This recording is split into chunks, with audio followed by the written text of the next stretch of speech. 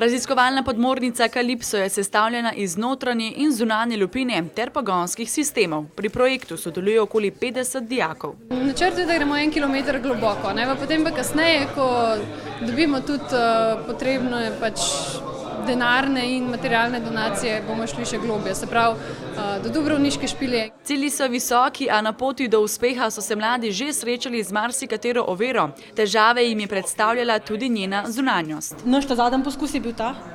Ta prvi nam je še najbolj uspel, ker so nam ga strokovnjaki iz Ocean Techa pomagali narediti. Je pa naš propadel tudi zaradi, ker smo napačno smolo uporabili, ker je bila preveč viskozna. Druga ekipa dijakov gradi notranjo lupino. Ta ščiti vitalne dele podmornice pred vdorom vode in visokim tlakom. Na njej je pripet tudi konektor, ki smo ga sami izdelali. Ta konektor preko kabla povezuje podmornico z kopnim. Prvi raziskovalni potop podmornice bodo izvedli poleti. Do takrat pa bodo dneve še naprej preživljali v šolski delavnici. Pol teh ročnih spretnosti seveda delovne uslužbenci, delovna cenca je to tako res noro. Veliko takega uporabnega znanja dobiš, ko se ga kje drugje bi se to naučila.